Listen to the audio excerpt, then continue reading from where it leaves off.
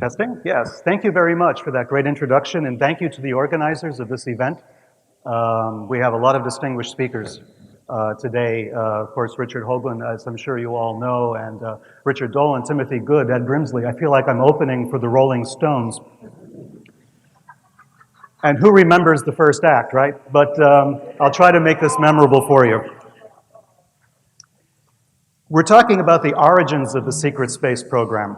And I'm going to introduce to you some things of which you're probably already very familiar, and yet in a different way perhaps than you're used to thinking about it. So don't be dismayed if at the beginning this does not seem relevant, because I will show you how and why it is. A seminal event for me in the secret space program began in June of 1947. No, I wasn't around in June of 1947, but historically it was a seminal event. And many of you have heard of the Maury Island affair, a very strange, bizarre incident that took place on the Pacific Northwest of the United States.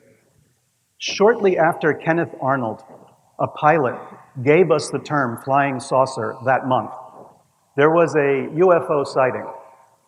In this sighting, UFOs evidently crashed, rained debris down upon some civilians, killed a dog, according to the story, wounded a child, according to the story. And it led to a chain of events that are very, very unusual, and yet are evidence of something that took place 20 years later that shows us there was a deep connection between the UFO story, as it was promulgated back in the 1940s, and very serious political and military events of the next 20, 30 years. So, Maury Island affair, there's a UFO sighting shortly after Kenneth Arnold gave us the famous flying saucer story. And a man that we know as Fred Krisman claimed that he had been involved in that incident. He claimed that people had been hurt, that he had pieces of the UFO. And what happened was, individuals of the United States Army Air Force at the time visited Krisman and his partner, Mr. Dahl, and retrieved pieces of this so-called debris of the UFO. They got on a plane, the plane crashed, and both of these Air Force officers died. These are probably the first two victims, mortalities associated with the UFO phenomenon. The first two, there were many more since then, as any student of UFO history knows. So Fred Krisman is this strange guy, a strange background. No one knows too much about him. He seems to have been some kind of confidence man, some kind of criminal, a crook, but maybe also an intelligence agent. There is evidence that there were intelligence connections to his background. He was also somebody I like to call a wandering bishop, and I'll get to that story in a minute, because this is a striking aspect of this whole field that people have not covered because they don't understand it. Fred Krisman, 1947, seminal event in UFO history. He shows up again 20 years later, being investigated by a district attorney, Jim Garrison, in New Orleans, because of his alleged role in the Kennedy assassination. We'll come back to that in a minute. One of the people investigating the Maury Island affair and all of the UFO incidents that were taking place in the Pacific Northwest in 1947, in the months before and after the famous Roswell crash, was this man, FBI Special Agent in Charge, stationed in Butte, Montana. He was in charge of a bunch of files we call the SM-X files. According to the FBI's own documentation, UFO matters were classified as SM-X, Security Matter-X. These were the original X files. This man's name is Guy Bannister. Guy Bannister is a man who will come up again in our discussion 20 years later as a suspect in the Kennedy assassination. If you saw the movie JFK by Oliver Stone, this was Guy Bannister, the actor playing Guy Bannister. Now we come to another man called Jack Martin. Jack Martin's real name is Edward Suggs. He worked as an investigator for Guy Bannister. He was another bishop. We'll get to that story in a bit. He's probably the same guy as the name that comes up in the files of the Office of Special Investigations of the military as Agent Jack S. Martin, who was investigating UFO incidents in California in 1949. In the movie JFK by Oliver Stone, Jack Lemmon plays Jack Martin. I'm showing you these photographs from the film so you get a kind of context. If you've seen the film, you know that we're talking about real people, real individuals, and their real influence. Of course, Oliver Stone does not go into the UFO aspect of this case. These photographs have never been seen before in public. You're the first people in the entire world that is actually seeing these photographs because they're photographs that were given to me personally by a man who was involved with Jack Martin. Jack Martin, the Jack Lemmon character in JFK, the man involved, they say, in the Kennedy conspiracy in New Orleans, was also, in addition to being an investigator, in addition to being possibly a man investigating UFO incidents in California, in addition to being heavily involved in the group around Lee Harvey Oswald in New Orleans in 1963, was also a bishop in a church, in a weird church, in a church that no one had ever heard of before, in a church that even Jim Garrison didn't understand. In his own documentation, in his own writings, going back to the House Select Subcommittee on Assassinations when the United States government was going through an investigation of the assassinations in the 1970s, Jim Garrison wrote a note, copies of which I have, saying, look into this church stuff because I don't understand it. Well, there's Jack Martin dressed as a priest in the 1970s after the Kennedy assassination. His friend and associate was David Ferrie. David Ferrie and Jack Martin both worked for Guy Bannister. David Ferrie, former Eastern Airlines pilot, rabid anti-communist, very much involved in anti-communist activities. He is another bishop of the same church as Jack Martin. And of course, he knew Lee Harvey Oswald, as we know, in the Civil Air Patrol.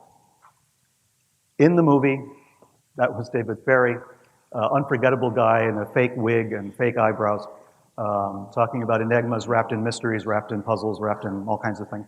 So this is the David Ferrie character that made famous in the film. And this is an actual photograph of David Ferrie dressed again as a priest, as Jack Martin was.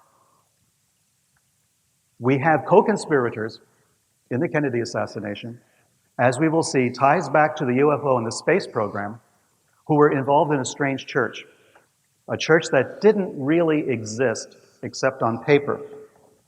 And this is the church, the American Orthodox Catholic Church. If you review the FBI files, all of the investigations that were undertaken for the Warren Commission, and later by the House Subcommittee in the 1970s, this name will keep coming up, and no one does any background check on it, no one goes any further.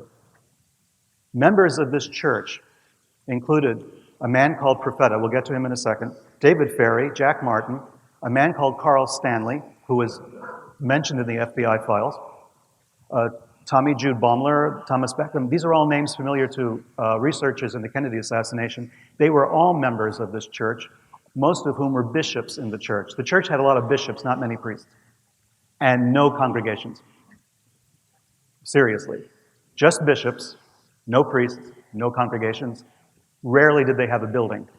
This photograph was taken in the only building I ever knew that housed the American Orthodox Catholic Church in the Bronx, where I'm from. And I knew the church personally. I knew these individuals personally. I knew this guy right here. That's Profeta, the guy who created the church. I knew him. And I was a member briefly of this group because I lived practically next door. And it's a long story, and I won't get into it now. I won't bore you with it. But the other names on this list are extremely important. Ferrie, Martin, we already know, involved in the Kennedy assassination conspiracy, at least according to Jim Garrison. Tommy Jude Baumler was a lawyer in New Orleans, and his claim to fame, as we found out only about a year ago, was that he was the man who incorporated another church, this one called the Process Church of the Final Resurrection, of the Final Judgment, rather, Process Church of the Final Judgment. This was the group that was implicated, rightly or wrongly, in the Charles Manson family, in possibly the Bobby Kennedy assassination. It goes on and on. There are all these churches that swim underneath the radar that have connections to intelligence agencies, the military, and as we will see, to the space program. This was Profeta. I knew this guy personally, a Ukrainian Orthodox priest who left the Ukrainian Orthodox Church to create this church of his own, the American Orthodox Catholic Church. He was picked by Thomas Dewey as the White House chaplain. There was an election between Harry Truman and Thomas Dewey. Everyone thought Dewey would win. Dewey was the Republican, Truman was the Democrat. Truman won by a narrow margin, and Profeta once showed me the letter that he got from Thomas Dewey appointing him as White House chaplain when Dewey thought he had won the election. This is how politically prominent and important he was. On the board of directors of the American Orthodox Catholic Church was J. Edgar Hoover, the head of the Federal Bureau of Investigation of the FBI, the man who gave us the X-Files and Guy Bannister and all the rest. J. Edgar Hoover was a member and on the board of directors of this phony church. Another member was Christopher Maria Stanley. He's now known as Saint Christopher Stanley. He was canonized by the guy who took over when he died. Close associate of all these guys. Ferry Martin tried to implicate him in the Kennedy assassination. He tried to implicate them in the Kennedy assassination.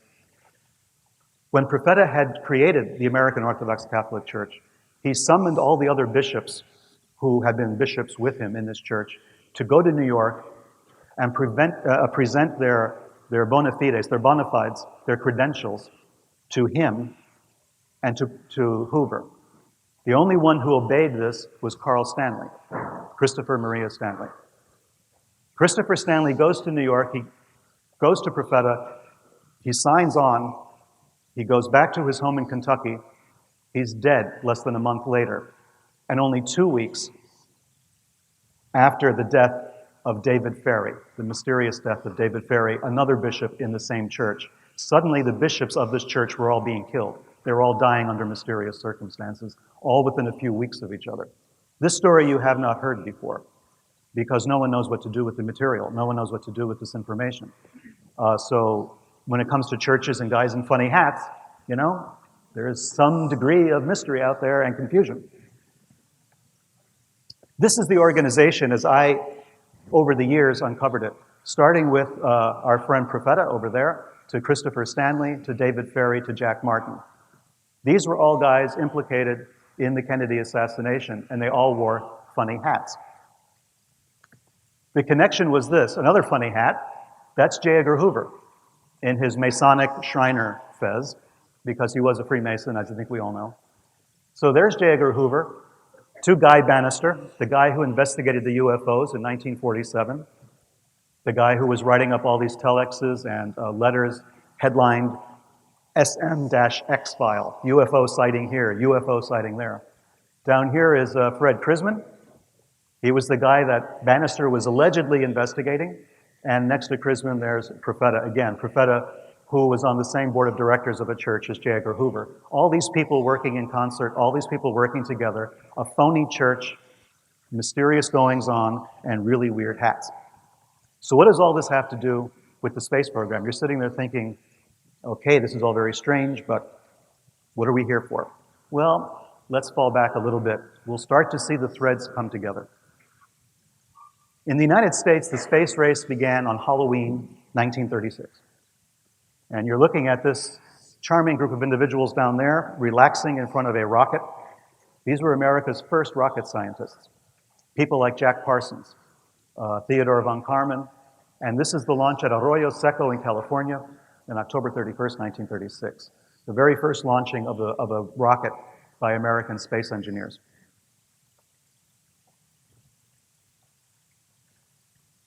Jack Parsons has a crater on the moon named after him. Jack Parsons was a co-founder of the Jet Propulsion Laboratory, JPL, at Caltech in California. When you watch the space shuttle launches or you read anything about it, you'll always come across JPL all the time. He was a co-founder of JPL. Crater on the moon named after him. Solved a lot of issues regarding solid fuel storage of rocket material. And at the same time, he was a follower of Aleister Crowley, the Aleister Crowley, the infamous magician who created his own cult, his own religion. Parsons himself, at the same time he's working on rockets, for the US military, he's also conducting rituals in the desert trying to summon angels and demons. I'm not making this stuff up, in case you're wondering. One of his co-workers, one of his partners in his ritual working, his ritual magic, was L. Ron Hubbard, the man who later went on to found Scientology. Hubbard stole Jack Parsons' money, stole Jack Parsons' girlfriend, ran to Miami and bought a boat. In later years, Hubbard would speak very fondly of Aleister Crowley, claiming he had met him. He never did. Crowley died in 1947, before Hubbard had even actually heard of him. But Parsons was investigated by the FBI as a security risk because he was involved in occult workings. But at the same time, Parsons is a brilliant scientist. Well, just as he's getting ready to leave the United States through all the pressure of the FBI investigations, there's a mysterious explosion at his home. He dies under very mysterious circumstances. The house literally blows up with him in it. Theodor von Karman was the leader of the group that founded the Jet Propulsion Laboratory. He has a crater on the moon named after him. Born in Hungary, studied in Germany, he was a brilliant rocket scientist as well. And he formed the Jet Propulsion Laboratory with a couple of other people, Frank Molina and of course Parsons, Ed Foreman, and a Chinese scientist, another brilliant man called Qian Sui-sun. Qian Sui-sun goes on to later fame in another area of rocket science and space science. So von Karman was a guy shown here, by the way, with a Nazi scientist down here. This is Qian up here, and this is von Karman. This scientist, von Karman had known before in Germany and was instrumental in getting him to come to the United States to work on the space program with him. Qian was the man they sent to debrief Wernher von Braun. Wernher von Braun, of course, was the Nazi scientist that was brought to the United States under something called paperclip. Wernher von Braun we'll get into in more detail just in a few minutes. But Qian was also investigated by the FBI. Everybody involved in the rocket program in the United States in the 1930s and 1940s wound up being investigated by the FBI for one reason or another. He eventually got so sick and tired, he defected to China after all of the harassment he had been undergoing by the FBI. And what happened? He developed China's space program. He creates the Silkworm missile that was used to such effect during the first Iraq invasion. When Saddam Hussein invaded Kuwait and all of that, he was sending Scud missiles and all of this. The Silkworms were in use there in the Middle East. So Qian, starting as a patriotic American citizen helping with the space program, through all the suppression by FBI, all the harassment, gives up, basically, goes back to China, and becomes a hero in China, develops, jumpstarts the Chinese space program. When we're talking today about the space race and the space programs, as we'll be getting into with the other speakers, keep in mind the fact that it began in two important places. It began in Germany with the rocket systems and the rocket development in Germany at Peenemünde, Nordhausen, which we'll get into in a second. But it also started in the United States. And the reason that China is launching rockets today and launching satellites is because of this man, who could have been part of our space program for the rest of his life, and instead, because of all sorts of political nonsense, wound up going to China and giving them a space program almost complete.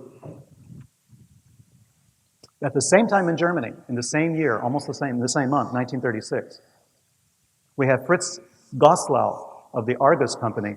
He begins work on remote-controlled aircraft. And a few years later, December of 1942, we have the first launch, successful launch of the V1. If you've been following History Channel stuff about World War II and the Blitz and all of that, you'll know about the V1s and the devastating effect that they had. This is a picture of the V1 at the time, and this is another one. Later termed the world's first cruise missile. These were launched from aircraft. The V1 would drop from a plane and then go on its way. Aimed at London, of course, and later, as we know, at Antwerp. Devastating weapon, resulting in almost 23,000 civilian deaths at the time.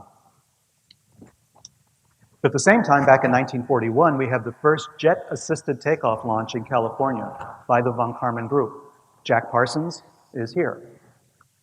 We have Jack Parsons right here watching the takeoff of the first jet-assisted takeoff plane, a jet-powered plane. So here we have the rocket scientist who's also an occultist and a follower of Aleister Crowley and a member of all kinds of other occult organizations involved in these important events of the rocket program. In 1944, of course, we have the V2. The Germans launched the V2. Actually, more people were killed making the V2 than were killed by the V2 because of slave labor in Germany and because of the concentration camp labor that was brought to Nordhausen and later to Mittelbau-Dora concentration camps and the factories attached to Buchenwald. More people were actually killed making these V2s than were actually killed in suffering under them. So the Nazi rocket program, as we know it, started at Peenemünde, was later relocated, and the person in charge of this was General Walter Dornberger, and his assistant was Wernher von Braun. We'll get back to them in a second. Another important personality in aviation medicine this time was Dr. Hubertus Strughold. He's a man in charge of all sorts of horrendous experiments on living persons in the camps, and yet is considered the father of aviation medicine. He was brought to the United States.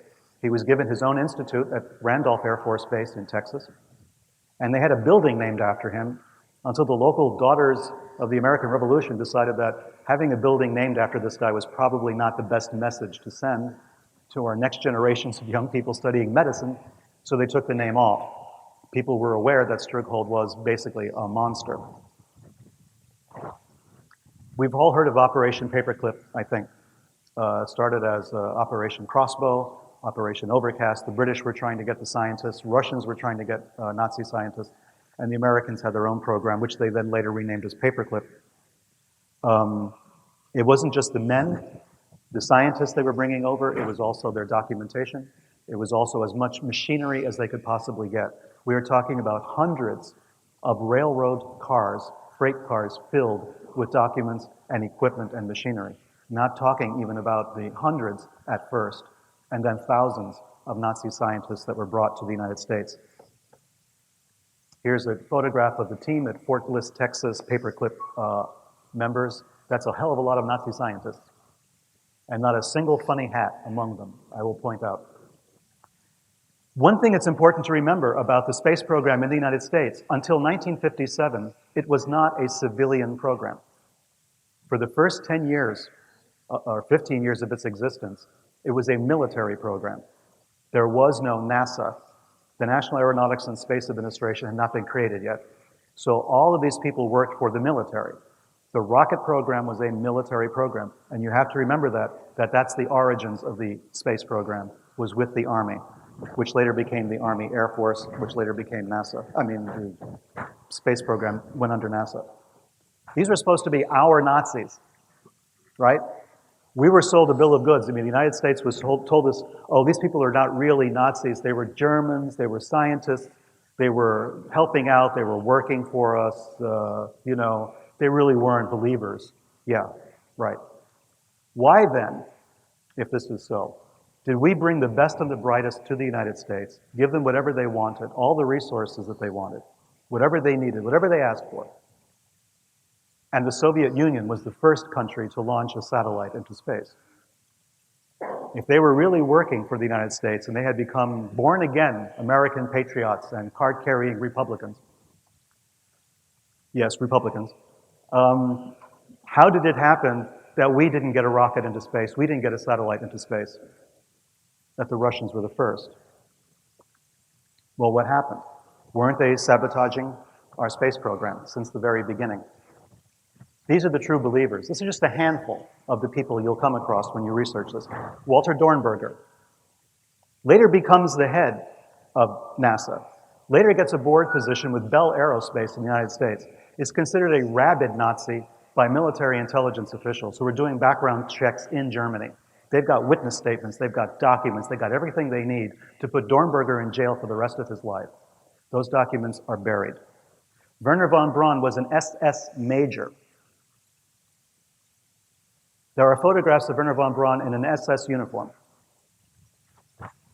The SS was not the Rotary. It was not the Boy Scouts. You didn't just, kind of join the SS because it would further your career. No. That didn't work that way. In order to join the SS, you had to prove your racial purity, going back to the year 1750. There had to be no Untermenschen in your background, right? No Jews, no Gypsies, no Slavs, no Democrats. Nobody like that in the background of your racial purity.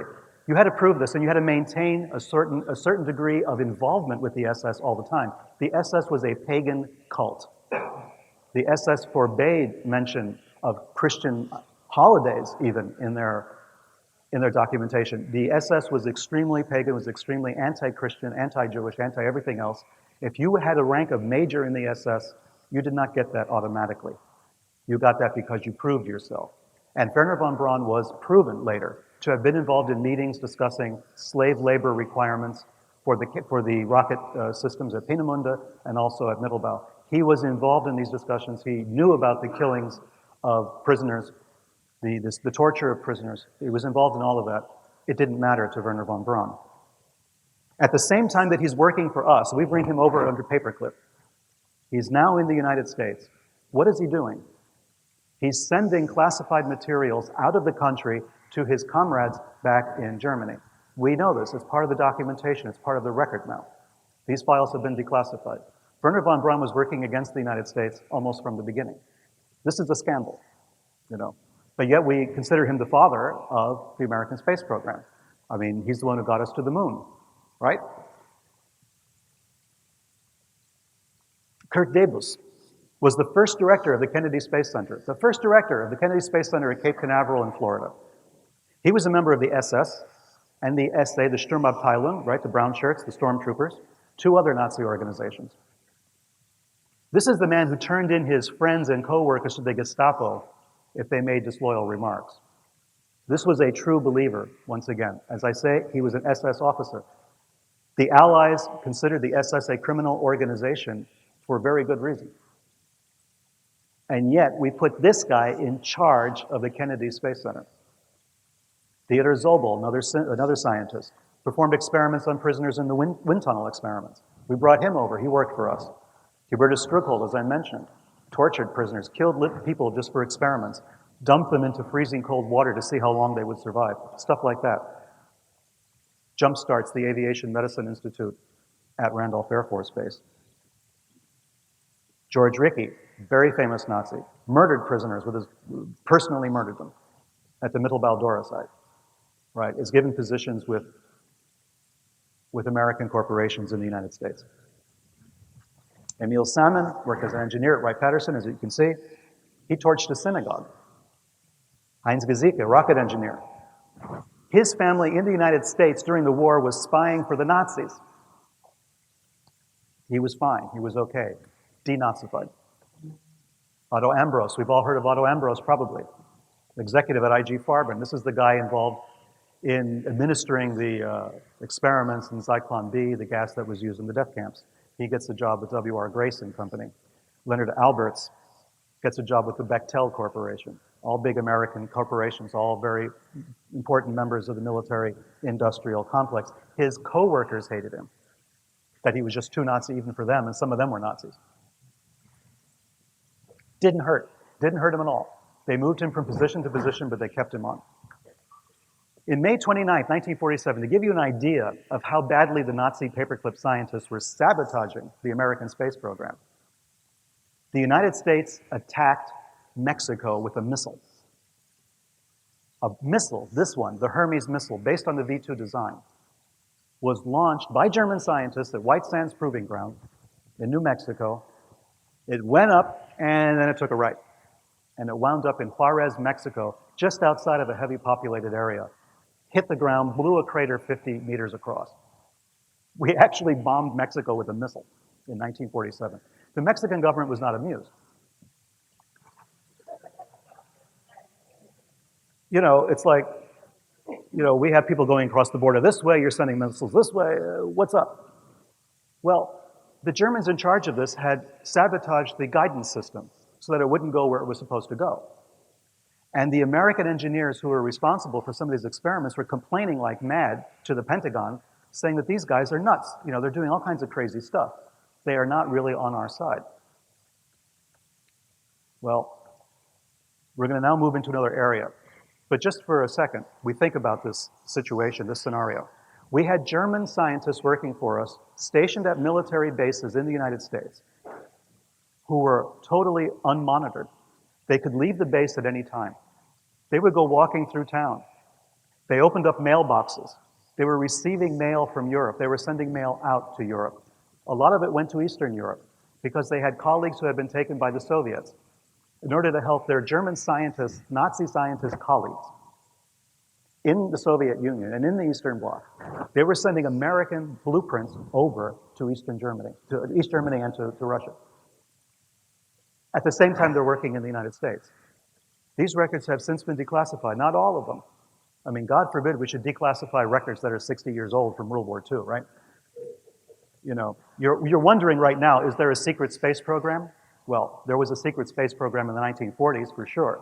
There was a secret space program in the 1950s. We didn't know what was going on. As an American growing up, with the threat constantly of the atomic bomb, and you know, the Russians were going to bomb us and we were all going to die, and I had to hide my head under a desk because that would save me. Growing up with this, we thought that Werner von Braun was a good German. He was not a Nazi, he was on our side. Later, only in the last few years, have we been able to find out that these guys had never been really on our side. They were true believers in their cause. The Nazi Party was not just a political party. You know, it was not Republicans and Democrats, or like we have in the States. It was not people concerned about if we're going to have an ordinance for running a cable line or water or sewer. They cared nothing about that. The Nazi Party was a cult of true believers. Just because they lost the war doesn't mean they lost their true faith.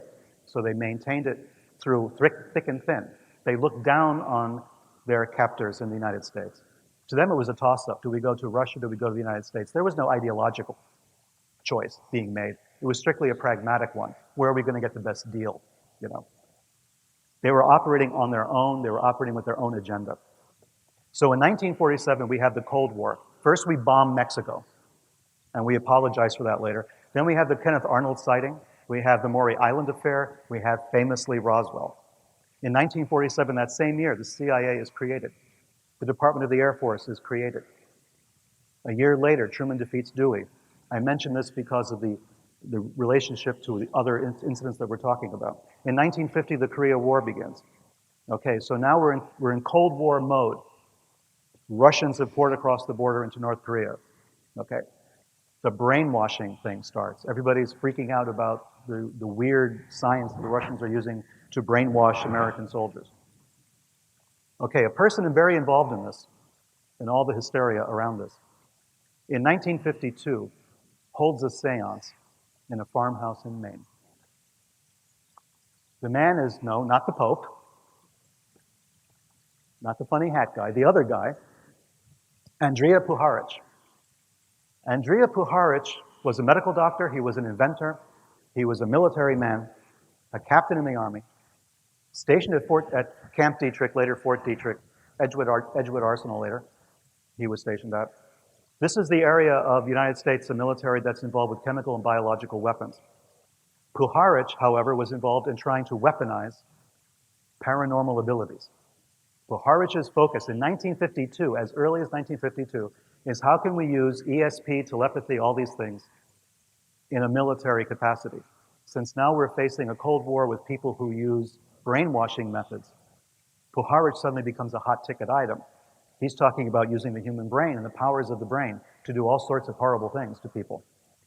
He brings together 9 people in a seance. Now, it doesn't make a lot of sense when you realize who these people are. One of them is Arthur Young. Some of you may have heard of Arthur Young. He wrote a lot of very well-received books, The Reflexive Universe, The Geometry of Meaning. Arthur Young was a great guy. He was the inventor of the Bell helicopter. He sold his rights and all of that. He left military engineering, military development at the end of World War II in order to pursue full-time his interest in the paranormal. He studied yoga, Eastern religions, ESP, psychokinesis, astrology, you name it, he was into it, Arthur Young. His wife, Ruth Forbes Payne Young, she was also at the seance. So we have Arthur Young, the inventor of the Bell helicopter, the guy who created the Bell helicopter along with Larry Bell, his partner. We have his wife, the excessively nomenclatured Ruth Forbes Payne Young. That's all her husband. So she's married first to a Forbes. John Kerry, our presidential candidate, was a Forbes. This is a very old, very famous family. She was married to George Lyman Payne. Payne was a direct descendant of one of the signers of the Declaration of Independence and related, coincidentally, to an actor called Robert Treat Payne. Long story. But anyway, Ruth Forbes, also married to a Payne, also married to Arthur Young. Not at the same time, one after the other. She has a son, Michael Payne, who then gets a job at Bell Aerospace through Arthur Young's influence, because Arthur Young helped create the company. Her son needs a job. He gets him a job at Bell Aerospace in Texas. Her best friend is Mary Bancroft. Mary Bancroft was the longtime mistress of Allen Dulles. Allen Dulles, as you know, was a famous head of the CIA, the one that Jack Kennedy fired over the Bay of Pigs when he told Dulles he was going to split the CIA into 1,000,000 pieces. Allen Dulles was the one who was fired by Kennedy and who later wound up on the Warren Commission investigating Kennedy's death, very conveniently. So these are two people, two of the nine. So Michael Payne's boss, right? The boss of Michael Payne, Arthur Young's son-in-law, is none other than General Walter Dornberger. And he's shown here. That's Dornberger over here, and that's Himmler over here. And they all got hats. So these are all guys. So Michael Payne has these direct connections right back to paperclip, back to the space program. Michael Payne's wife is also named Ruth. She's Ruth Payne. Ruth Payne is a Quaker. She likes folk dancing, walks on the beach, candlelit dinners, and the Russian language. Allegedly, she's studying Russian. That's Ruth Payne. That's Michael and Ruth in Irving, Texas. That's Ruth Payne again. She's sitting way over on the left. Here is a woman called Marguerite Oswald. Here is Marina Oswald. The picture was taken on November 22nd, 1963, the day that Kennedy was assassinated. That evening, they're photographed in Ruth Payne's living room in Irving, Texas. It was Ruth Payne who got Lee Harvey Oswald the job at the Texas School Book Depository, right on the route where he would be able to assassinate the president. That's Ruth Payne. Ruth Payne had visited Arthur Young and her mother-in-law, Ruth Forbes Payne Young, in Philadelphia in September of 1963. She had Marina Oswald, this Russian defector, the wife of Lee Harvey Oswald, and her children living with her in her house. What was she talking about to Arthur Young, I wonder?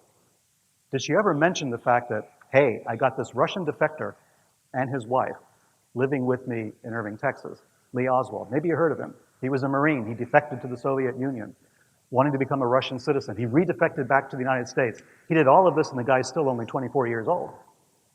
That's pretty good for a 24-year-old. A Marine, somebody involved in the Atsugi Air Base and radar technicians, a guy who spoke Russian fluently enough that his Russian-born wife thought he was Russian. Now, I don't know about you. I've studied a lot of languages in my time. I mean, Mandarin, Spanish, French, Italian. I've done a lot of languages. I've studied Russian. Russian is a damn hard language to learn.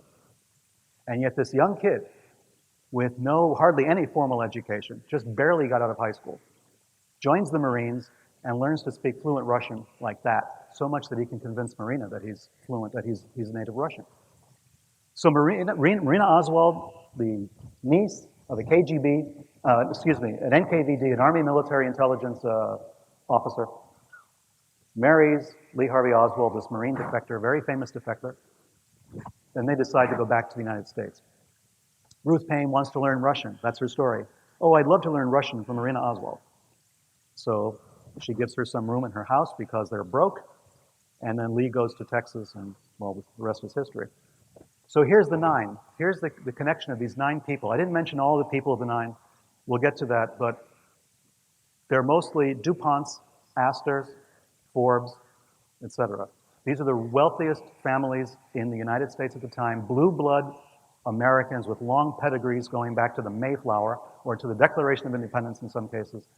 representatives of these families were at this bizarre seance. And during this seance, in Maine, they were contacted, according to all the published documentation. I'm not making this stuff up and I'm not speculating. Puharich himself published this documentation, saying that aliens, a group of 9, contacted the group of 9 who were at this seance and said, we are 9, you are 9, we're giving you the mission, to help transform life on the planet. And what was their first major contribution was, having to do with the assassination of President Kennedy. So this 9 to me is very strange. We have to ask ourselves a lot of questions. Did that somehow promote, evolution on this planet, or did that do just the opposite? So there's Arthur Young. There's his daughter-in-law, Ruth Paine, Lee Harvey Oswald to Kennedy. The connections are very tight. And another member of the 9, of course, was an Astor, as I mentioned, Ava Alice Muriel Astor. So all American aristocracy. September 12, 1962, Kennedy makes his famous, we shall go to the moon, we choose to go to the moon in this decade, and do the other things, not because they are easy, but because they are hard. The last time an American president talked to Americans this way.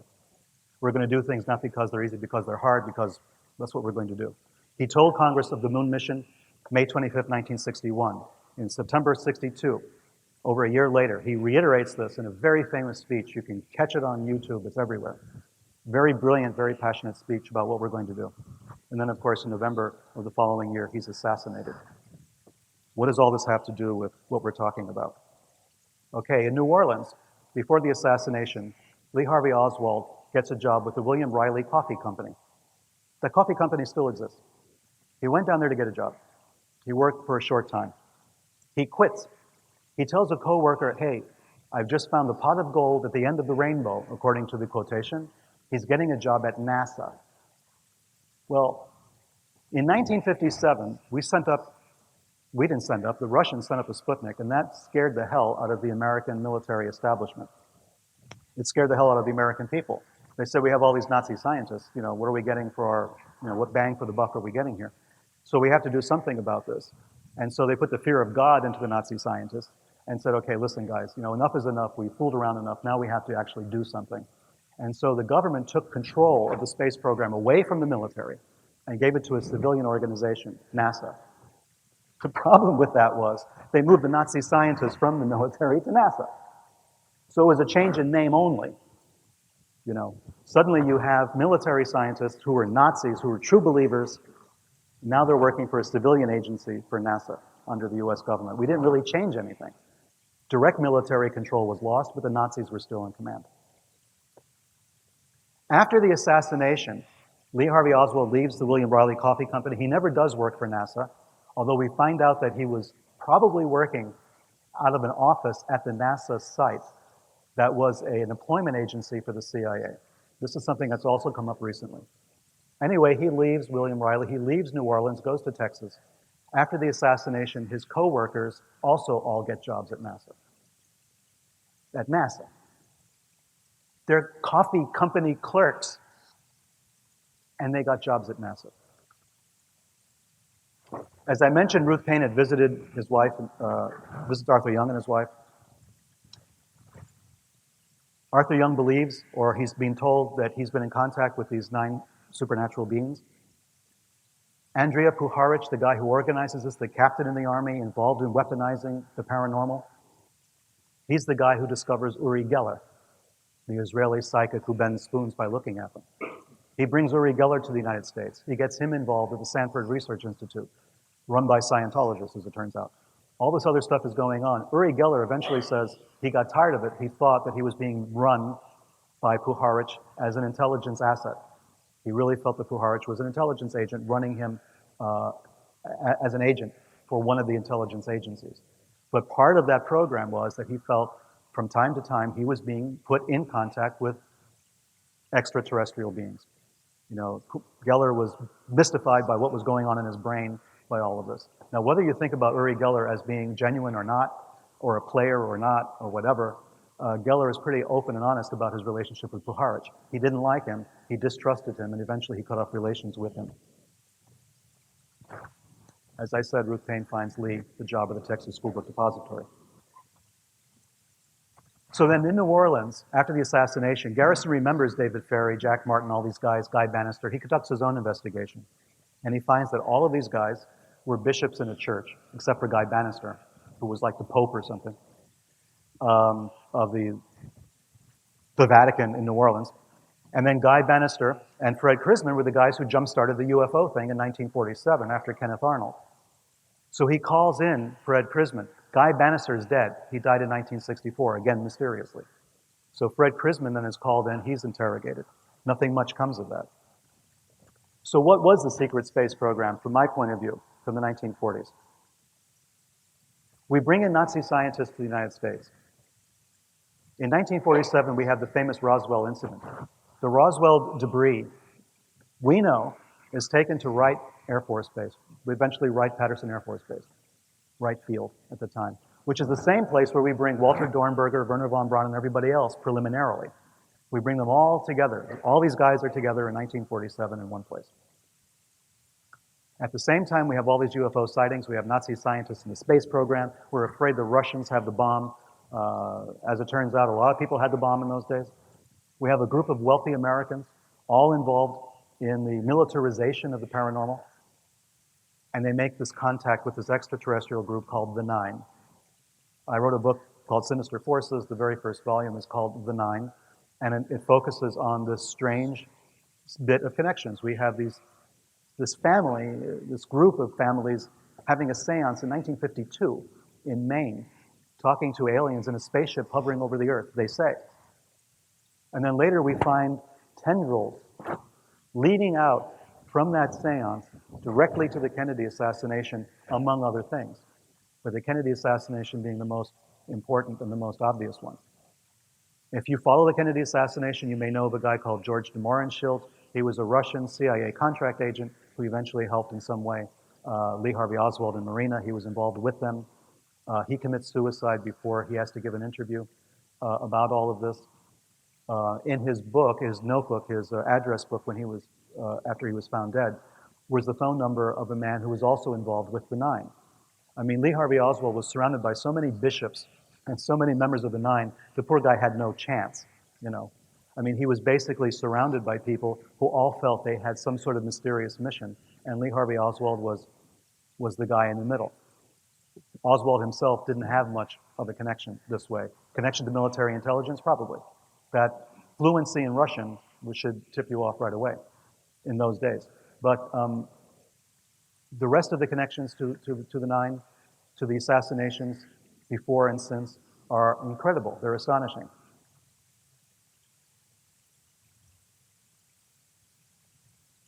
We know the CIA was blamed for the Kennedy assassination. We've all heard the stories.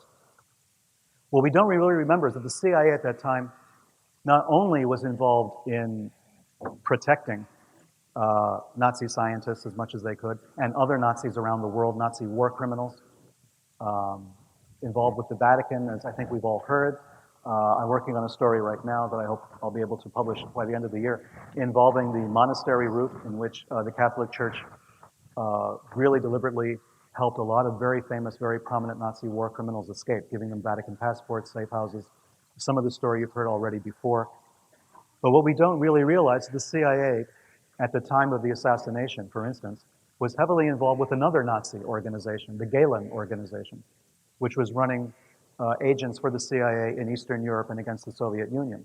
Again, just like in Paperclip, these Nazi scientists were not really working for us.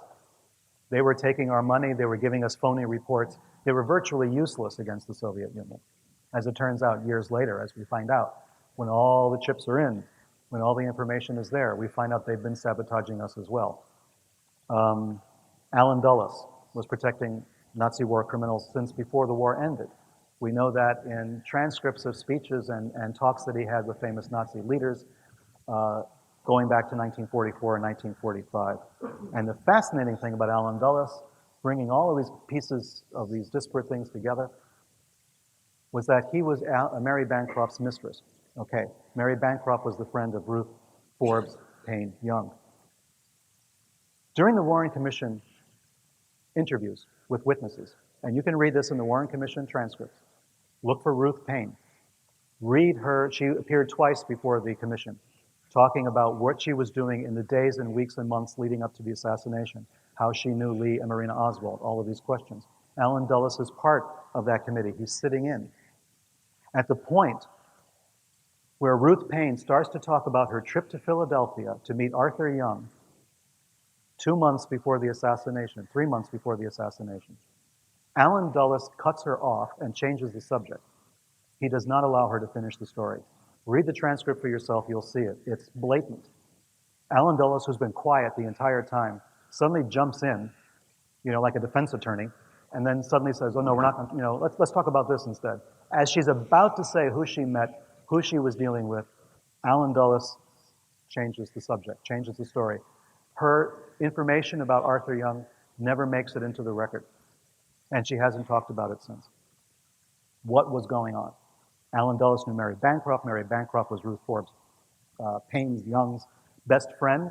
There was a very deep connection there. Alan Dulles knew ahead of time, he had to, about Lee Oswald, Ruth Paine, Marina Oswald, and all of this. And he was desperate to cover up that part and make sure it never made it into the record of the Warren Commission.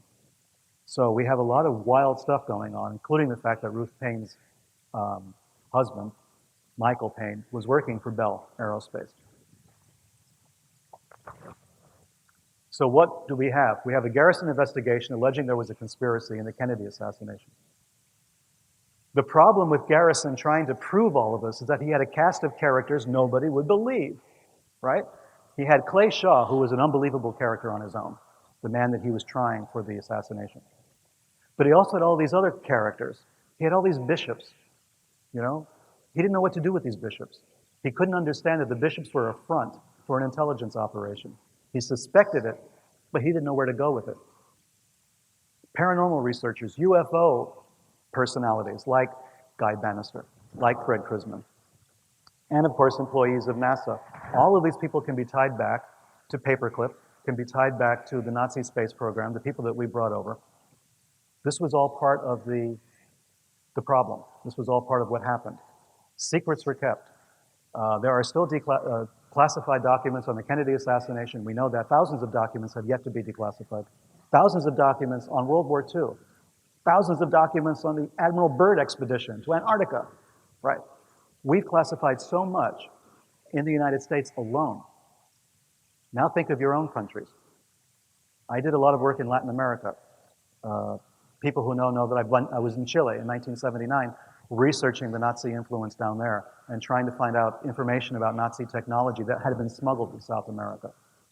Under military dictatorships in Latin America, of course, there was no information. Secrecy was the order of the day. Documents were classified, shredded, burned. Things went on for 20, 30 years in Latin America, we'll never know.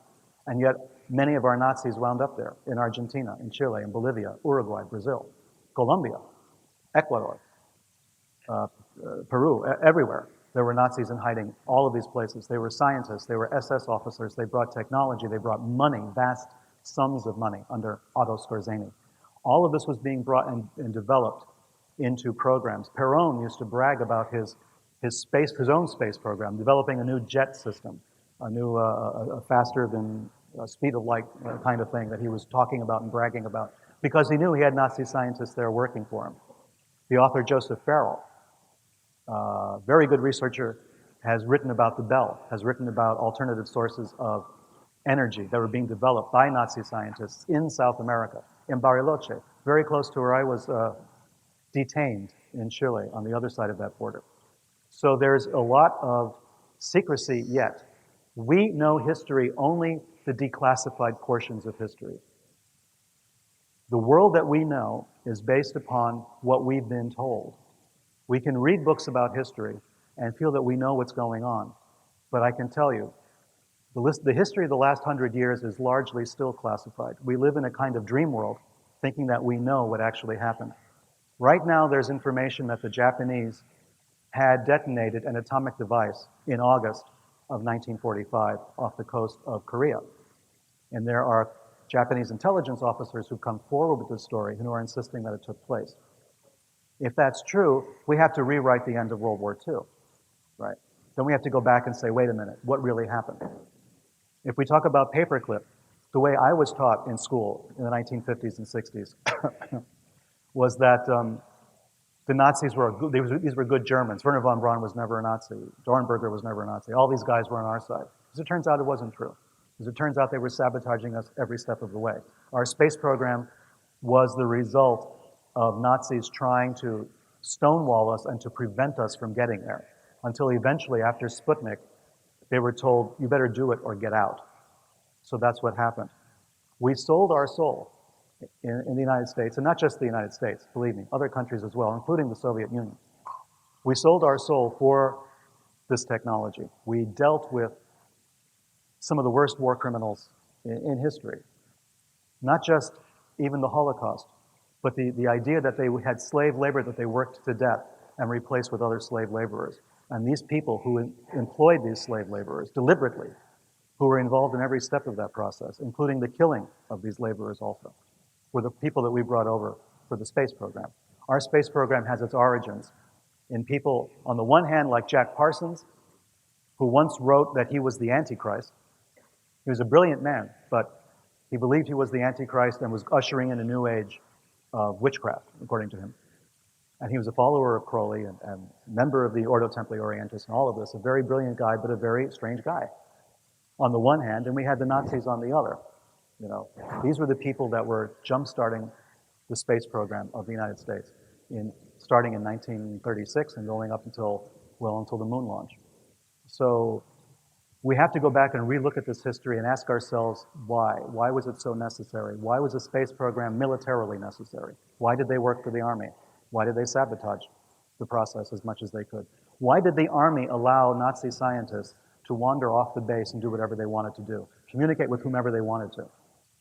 Fort Bliss, Texas is on the border of Texas and Mexico. That region in the 1940s was like Vienna during the Cold War. It was a place where spies hung out with spies. It was rife with all sorts of intelligence activity. All sorts of things were going on in that border area, all the way from the California, Mexico border all the way through Texas, all the way to Brownsville. There was a lot of cross-border traffic. A lot of very strange individuals crossed that border. A lot of military people, a lot of intelligence people. The Nazis were still running spies after the end of the war because they were protecting Nazi assets. They were protecting SS officers who were making their way into the United States from Latin America, and people making their way from the States into places like Argentina, being paid for by Nazi gold. So we have to reevaluate the history of the world since 1945. We have to go back and look at it again. If we want to know what happened, what's going on with the space program, and about breakaway civilizations, about motivations to create a space program for the rich and the powerful, we have to go back to this period of time. We have to understand why it was that we could deal with the Nazis so easily, why it was we thought that was the best thing that we could do, why we gave them carte blanche, allowed them to do whatever they wanted to do, why we bent over backwards for these guys, murderers. Some of them wound up in positions of tremendous influence in South America. Klaus Barbie became head of the secret police in Bolivia, an official government position. At the same time, he's running drugs, guns, and assassinating communist leaders, socialist leaders, or anybody he particularly didn't like, not only in South America, but in Europe. There were assassinations taking place in Spain, and France, and Germany, on the orders of people like Barbie and Operation Condor in South America. This is all part of our history. These are not footnotes. You know, we're being told they're footnotes. We're being told it's not central to what actually happened. I tell you, though, that's not true. As anyone who knows, who's traveled in those countries, knows, the stranglehold that the Nazis and the Germans in general, but the Nazis specifically had on the economies of those countries, on the culture of many of those areas, was incredible. You know, and in some cases still is. So, who benefited, right? Civilian control of NASA began in '57. The Nazi scientists remained in place. They were there at the very beginning of the UFO era. Many people believe the Nazis had developed the very first prototypes of the flying saucer, of wingless aircraft, of alternate energy, of the atomic bomb. The Luftwaffe had a map of Manhattan in which they were trying to estimate the damage an atomic bomb would have and how many people would be killed. This map was developed in 1943. You know, we know the evidence is there. We just have to keep looking. Something else was going on. What they told us was not the way it happened. And now my fear is in the United States, because we have the Patriot Act and because we have all sorts of ways to stifle inquiry, to stop information from getting out, more secrets can be kept, more programs can be instituted about which we will know nothing until it's too late. Kennedy was perceived as a threat to the program. He had signed treaties with the Soviets, promised not to invade Cuba. This was against the Nazi ideology. This was contrary to a Nazi platform, not an American platform. Kennedy was a very popular president, you know. But his idea of cutting a deal with the Soviets and essentially saving the world from thermonuclear war in 1962 was disregarded because many in the military thought we should have gone to war. The Nazi right-wing coalition was very strong. In the United States, it still is. If you look at who finances and who helps a certain political party in the United States, you're going to find that there's tremendous support from Nazi and neo-Nazi organizations for that political party. One party in particular, not the other. So you're going to ask yourself, well, what is all this about? Reagan, President Reagan, of course, was heavily supported by something called the World Anti-Communist League. The World Anti-Communist League was populated almost entirely by Nazis, former Nazi officers, former people who had worked against the Soviets, working for fascist and Nazi dictatorships. And it was incredible stuff because they were true believers. George Patton famously said, we were pointing our guns in the wrong direction. When we went after the Nazis, we should have gone after the Soviets. There's a lot that we could talk about, and I don't have the time, I don't think. How am I going for time?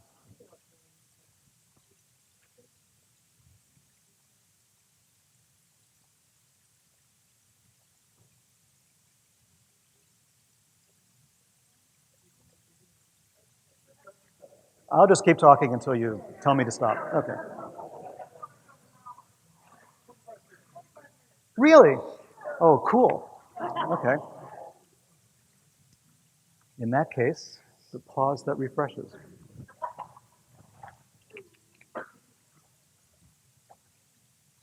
Here's the question I want to ask.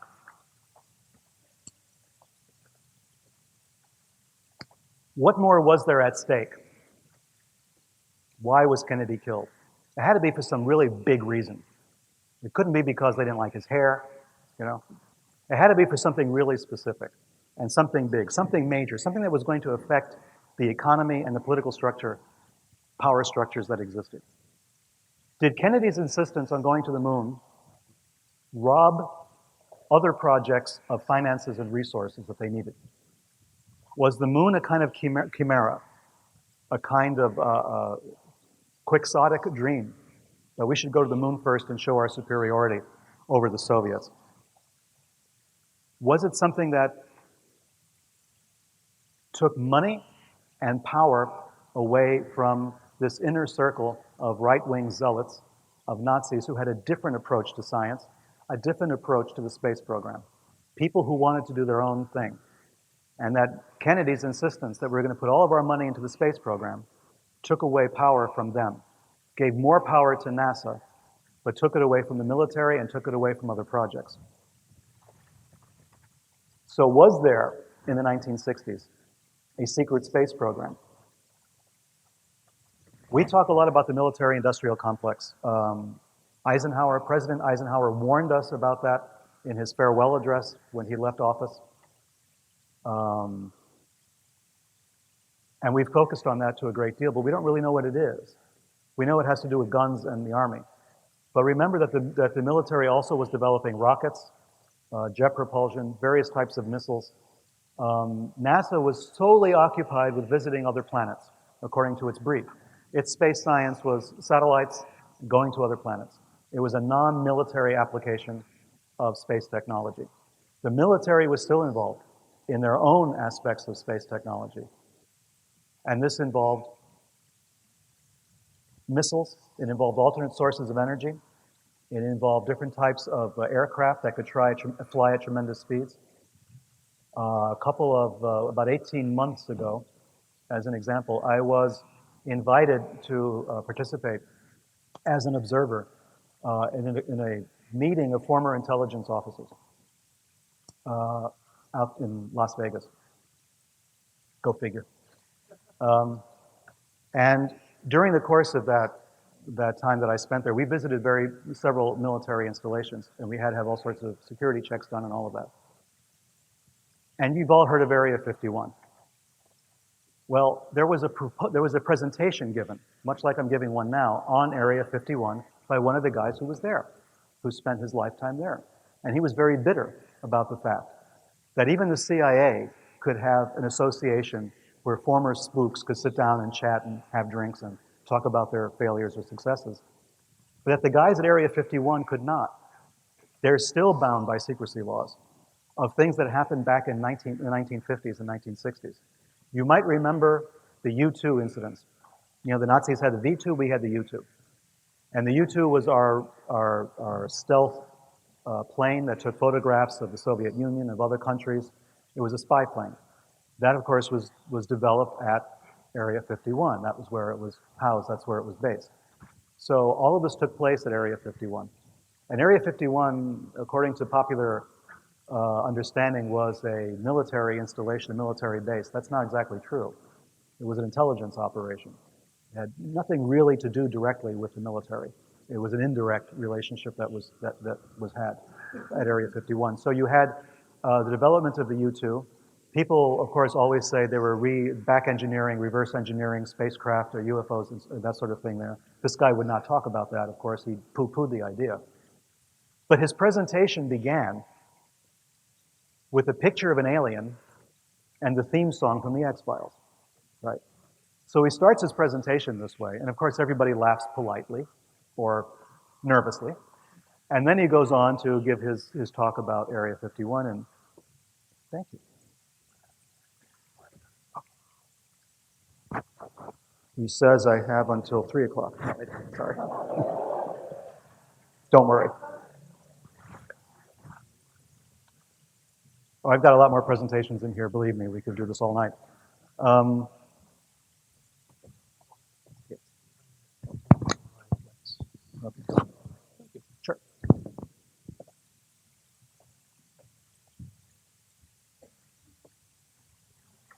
So he went into a lot of detail about what happened up there and how we lost more of our CIA agents in a single accident involving Area 51 than we ever lost in the field.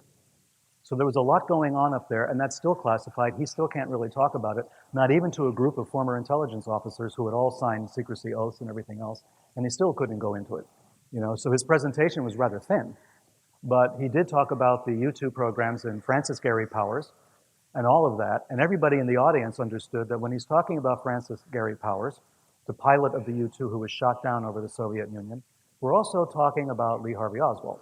We're also talking about Oswald's involvement with that particular part of the space program, because Oswald was stationed, as we know, at Atsugi Air Force Base in Japan, which was one of only 2 bases in the world at which the U-2 would take off from. That was the base where it was kept. So the flights from Japan went over the Soviet Union, and Oswald's job as a radar operator was in the room with the traffic controllers that were sending up the U-2s. So every time we turn around in these major political events, we run across the space program again in some way, shape, or form. It was insidious. It involved all sorts of aspects of American life, things that we would never expect. Why did people who worked at Riley Coffee Company all go to work for NASA? Why did Oswald claim that he was getting a job at NASA? Why did all these other spooks and all these other strange people wind up somehow with the space program and then again with the Kennedy assassination? There is something very serious going on here. There's a very strange part of American history, and by extension, in a way, of American and world history that's taking place with the space program. If you look at the space programs in Europe, if you look at the space programs in China and other parts of the world, you will see all the connections going back to this one central phenomenon of the space race between the Soviet Union and the United States. And you have to ask yourself, was it really a space race? You know, politicians on both sides may have thought it was a race. Low-level politicians may have thought this. They may have been stricken with fear that we were in a race against the Russians for domination of space. We may have thought this, but the scientists on either side, I think, never had any illusions about this. There was no race. There was a cooperation. Someone at some point decided the Soviets can go first. They'll have their Sputnik, and they'll send a dog into space, and then eventually they will send an astronaut into space. The Russians had the first go at it. How could they possibly? When we had the creme de la creme, when we had all of the best and the brightest of the Nazi space program. How did that happen? It had to have been a cooperation between the scientists themselves. This implicates or implies that there was another level of government in the world at that time. That there was another basis of cooperation, of collaboration between people that we thought were dire enemies. That there were networks of people operating throughout the world who cooperate with each other in some way, shape, or form. And this is what we have in the space program. They cooperated so much that people died, people were killed, people were assassinated. Serious investigations into the UFOs led to the deaths of a lot of people. James McDonald, famous scientist who went before Congress and insisted that the UFO sightings were not the result of sightings of the planet Venus, swamp gas, or weather balloons. For this, he was ridiculed. He was later found dead. They said he committed suicide. They always say they committed suicide. That's the standard response. Murray Jessup, right, involved in the Philadelphia experiment stuff and a researcher into UFOs and all of that, commits suicide, they say, in Miami, Florida. All of these people who are seriously involved in this study, who try to promote it, who try to talk reasonably about it, not wild-eyed, aluminum foil hat wearing people, talking that their minds are being controlled from Venus or something. These are serious people. James McDonald was a very serious guy. He was a scientist. He was a doctor, a PhD, a meteorologist. He knew what he was talking about. Dead. Jessup, a very reasonable guy, a very sort of scientific-minded guy, not the kind of wild-eyed guy who would believe anything that anybody ever told him. In the last month or two of his life was extremely paranoid, extremely nervous. He felt that there was something going on, that somebody was after him, and then he wound up dead in Miami. So we have these things connected with the UFO program. Why? If the UFO phenomenon is a figment of our imaginations, if we're projecting stuff onto atmospheric conditions and we're seeing ghosts or something like that, why all of this secrecy? Why all the murder? Why all the suicides? What does that have to do with just believing in 6 impossible things before breakfast? There's something very serious, something that points to people who are willing to spill blood in the furtherance of a goal or an objective. And the best example we have of that in the last 100 years has been, of course, the Nazis and the SS. People who thought that to kill huge numbers of people was justified for a kind of spiritual reason. The Nazis believed very seriously. This was not propaganda. They believed very seriously in the idea that in the blood is the spirit. They believed that your race carried a spiritual component and that those of inferior races, quote unquote, were inferior spiritually, so it was okay to kill them. In fact, it was necessary to kill them to purify the rest of the planet, to purify the race. This was something they believed very sincerely. And they looked to American scientists who came up with this idea in something called eugenics and the race science program.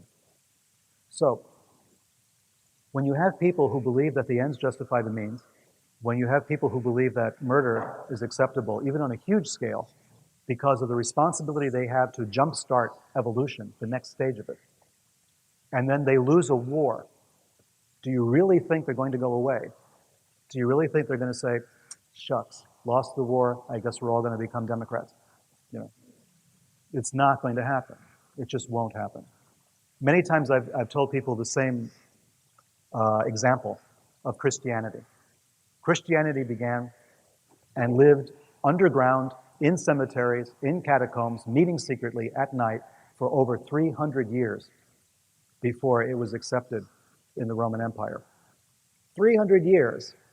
These people who believed in a kind of an impossible thing, a resurrected person, right? They kept on to that belief for 300 years. The Nazis lost their war in 1945, right? 65, 66 years ago. That's not a long time. You know. Some of them are still alive. Some of these people are still alive and they're still having influence in their own countries. They're having influence as far away as Australia. They're all over the place, you know. And as they die off, they have people who are following in their footsteps, people they've talked to, indoctrinated. They don't go away. This is a cult that does not disappear. The problem with this particular cult is that they're very well funded, and they have a lot of supporters in a lot of countries. I should say, including this country, but a lot of other countries. No one is immune. They're everywhere, okay? And I'm not saying this out of paranoia. I'm the kind of person who generally does not behave that way or think that way, but the facts, the documents speak for themselves. The presence of Nazis and neo-Nazis in this world in general is growing, it's not going away. I travel a lot. The last 20 years especially, I've traveled to more than maybe 40, 50 countries. And I find constantly in airports, in developing nations particularly, copies of the Protocols of the Elders of Zion, this famous hoax that was invented by the Tsarist secret police back before the Russian Revolution. I mean, they're being reprinted in local languages everywhere. Henry Ford, the American inventor who invented the assembly line for making automobiles, was a notorious anti-Semite. He was part of the origins of our military-industrial complex. His assembly line technology was used to make planes and jets and bombs and tanks and everything else. Here was a guy who was as anti-Semitic as Hitler, to whom Hitler gave the highest award that Nazi Germany could give to a non-German, in the same year that he gave it to Benito Mussolini. Henry Ford's writings are being reprinted around the world. His anti-Semitic diatribes that go on for pages and pages and pages are being reprinted and available everywhere. I've found it in airports in Latin America and on bookstalls and newspaper stands in Malaysia and Indonesia and in Singapore. I mean, everywhere. Being offered as though it was true. Being offered without criticism, There's a beginning of a wave of this kind of anti-Semitic, pro-Nazi, pro-fascist sentiment that's taking place. And it's taking place everywhere. It's taking place in the United States as well as anywhere else. Because people are afraid. It's the fear that we've inherited. I talked briefly about Charles Manson. I made a passing reference to him. Charles Manson was brilliant in a sense. He said, "Get the fear." That was his famous slogan. Get the fear. Become afraid. Marry the fear. Become wedded to it. This way it cannot control you. Understand the fear. You know, feel it in your bones, and then you can get past it. The idea was to fear completely and then not to fear anything anymore. Manson famously feared nothing. I mean, at the same time, he was a great manipulator. Fear is used to control. It's used to control us in the 1950s as I was growing up in the Cold War.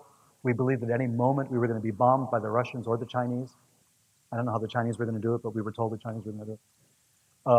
The Russians, of course, were going to bomb us at any moment. We were living with this every day. We heard the air raid sirens every week. They kept testing the air raid sirens, so we would always hear an air raid siren. At that time, I lived in Chicago, and the sirens would go off. You know, they kept testing them every week. At any moment, you know, we would hear these things on the wrong day, and we knew the day had come. We would be bombed. This fear made it possible for the military-industrial complex to grow.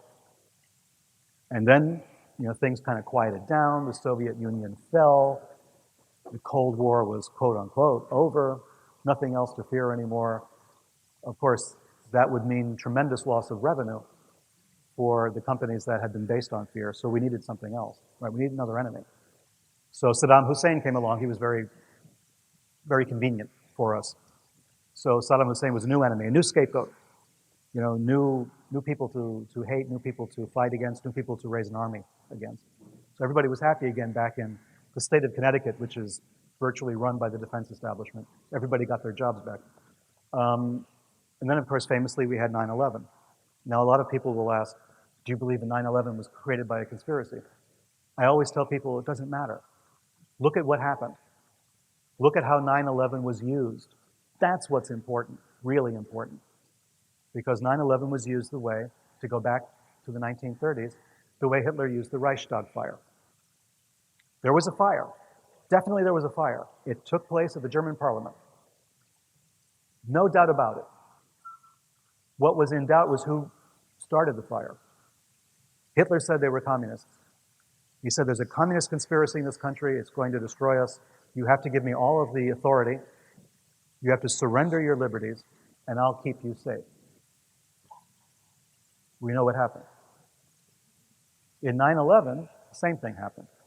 We were told, oh, we have Islamic terrorists, they're everywhere, they're going to kill us. In order to be safe, you have to give me, the President of the United States, total power. We have to be able to spy on you. We're going to suspend habeas corpus. We're going to do all these things because we need to keep you safe. Well, what's the point then? You know, what's the point of surrendering who you are and your identity for safety? You can only do that if you feel really, really afraid. It only works if there's fear. If there's no fear, in your right mind, you would never make that trade-off. Never. It would never occur to you to do that. It's only fear that makes it possible. So, as Manson said, get the fear, you know. Fear is this great motivator of people, and fear is used to keep us from looking at what may have really happened, what may have really transpired.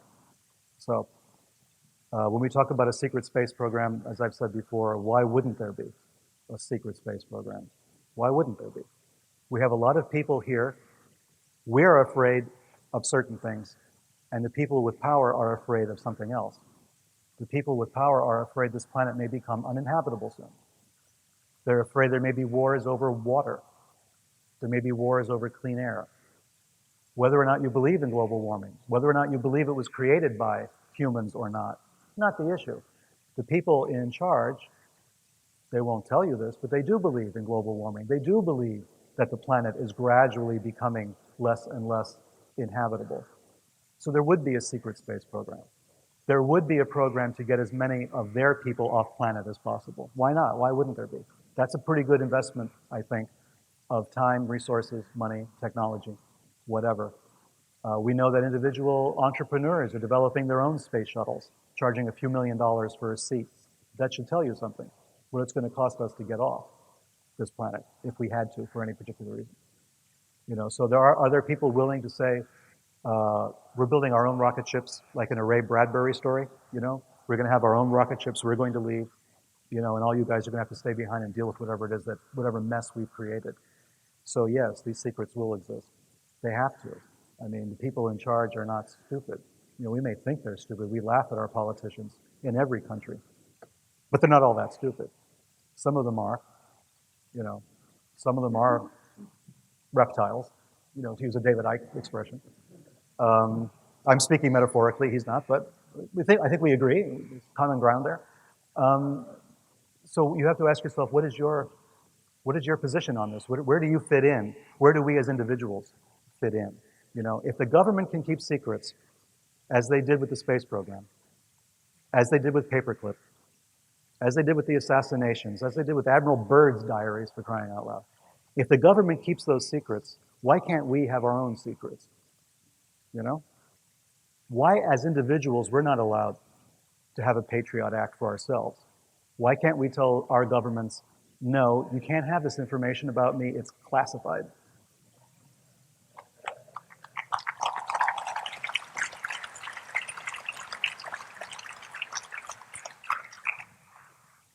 A friend of mine, a guy called Norman Mailer, years ago during Watergate, came up with the idea that the people should have their own CIA. This was his concept. He said there should be a people's CIA, you know, to go out, to work against the other CIA. We should be collecting our own information. Well, things like WikiLeaks have made this possible, right? The internet has made this possible. We have the information available to us. We can start digging. People do come out of the woodwork. They do start spilling their guts, you know. There are people who are close to what's going on, who have a little piece of information, and they're willing to share it. And these people, when you put these pieces together, you can start to see what's really going on. That's a good thing.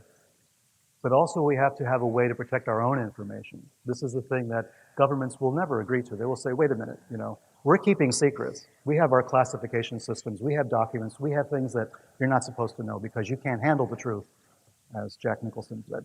You can't handle it. But yet they give to themselves the right to know everything they possibly can about you. How does that happen? How does that work?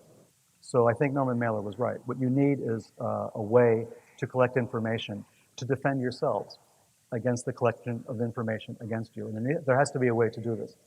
And in the secret space programs that we're talking about, we'll continue to talk about today, you're going to hear about a lot of secrecy. You're going to hear about a lot of suggestions for new types of technology that have been going on. We know that technologies exist, for instance, that would give us free energy or close to free energy. And they've been in existence for a long time. We can't get access to that, because of government policies, because of secrecy, because of classified documents, because of the opposition by corporations. So our lives are on the line, because of these policies that are taken, these positions that are taken. And they're not taken by you and me. They're not taken by people in general. It's not all of us getting together and saying, why, no, we shouldn't have free energy. That's horrible. None of us would agree to that. And yet we have to accept it. And this is what's wrong. This is the kind of mentality that helped to support the space program back in the 1940s and 50s when we brought Nazi scientists over. We were not allowed to object. People did. People did. Jewish organizations wrote letters complaining to Truman, wrote letters complaining to the Pentagon about bringing Nazi scientists to the United States. Truman was on their side. Truman forbade the Pentagon from bringing Nazis to the United States. He said, no, we will not do this. This barters our soul. You can't possibly cut deals with these murderers. The Pentagon ignored him. That's how much power the president has, right? The Pentagon ignored him. It totally ignored him. And internally, the memos that have surfaced in the last few years show that they thought, well, the Jews are overreacting. They saw those films about the Holocaust. We can't trust their judgment right now. Excuse me? How could anyone who had seen the film clips in the late 1940s as they came out of Germany and were being showed in every movie theater in the United States, and all the soldiers coming back talking about liberating the camps, how could anybody have said the Jews were overreacting? They're just being emotional. I know. Must be that time of the month for the Jews.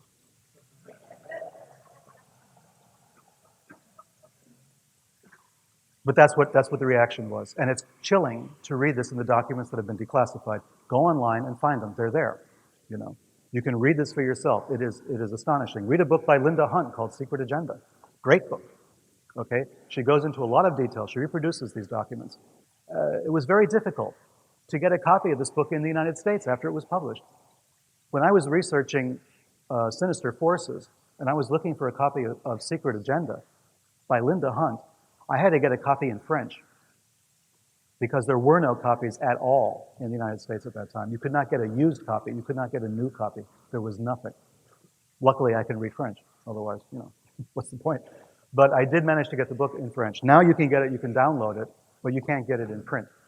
And here's a book that blew the lid off what was taking place with the paperclip program and how we had been lied to by so many people regarding the Nazi background of people like Werner von Braun and Dornberger, Strughold, and everyone else. All the Nazis. We're talking thousands that were brought over. Not a few hundred, as normally the history books will tell you. Many more than that. And the paperclip program went all the way through the 1960s, boys and girls. It wasn't just the 1940s or even the 1950s. It went all the way up to 1960 and beyond. We were bringing scientists over that late, wherever we could find them, giving them jobs, setting them up. They became wealthy in many cases. Von Braun did, Dornberger did, as they were plotting to kill political leaders and doing all sorts of other things. We gave them a lot of work and a lot of money, This is the information that we need in order to make decisions about who we're supporting, what programs we support, what policies we support. We don't know enough to make these decisions yet because we've been lied to for so long. But if we go on the supposition that everything is lies and we'll never know the truth, we will freeze. Our gears will freeze and we'll stop. We won't go any further. We will say to ourselves, well, we'll never know anything. It's all a secret. It's a mystery. We'll have to give up. Don't do that. Don't do that. Don't deny what people like the WikiLeaks founder was doing, or the people who are blowing the whistle to WikiLeaks, actually. Are all these people going on the line and saying, here's what's really going on. Here are the memos. Here's the real history of the world being told in these memos. Don't deny their sacrifice. They are trying to get this word out. They're trying to make every one of us aware of what's really going on. It makes for very sad reading, of course. Some of it is chilling. Some of it is just depressing. But we need to know. We need to know what's really going on. Are we? Oh, if officially we're not, no problem. But I won't keep you going very much longer. I think you've heard what I have to say. I think that the other speakers are going to have their own angles on all of this and expand it even more. But I just wanted to give you a lot of things to think about. Think about the assassination of Kennedy because it brings all of these elements together in very unusual ways. Think about the weird churches that were involved because we know more about them today than we knew even 10 years ago or 20 years ago. These churches are still involved. They were involved in Iran-Contra. They were involved in the former Yugoslavia, in all of the fighting that was going on there. Church leaders, their names are connected to all of this. They're still running operations. It's still a covert ops organization. The American Orthodox Catholic Church, you'll find them everywhere. And they're running agents all sorts of places. Not everyone is an agent. Some of them are very sincere people, but not many. So keep an eye on that. Keep an eye on what's going on. When you find anomalies in the news as you're reading it, pay attention. When you find things that don't quite make sense, pay attention. When a name shows up in one news story that had showed up in one 5 years ago that you remember, pay attention. You know, when these things happen, when these so-called coincidences take place, that's when you realize there's the action of what I call the sinister forces at work. So if you pay attention, you will learn something. It'll make you a little nervous, it'll make you a little fearful, but it will be real information. It will be something you can really know and use and understand. So thank you very much for your patience. Thank you very much for listening.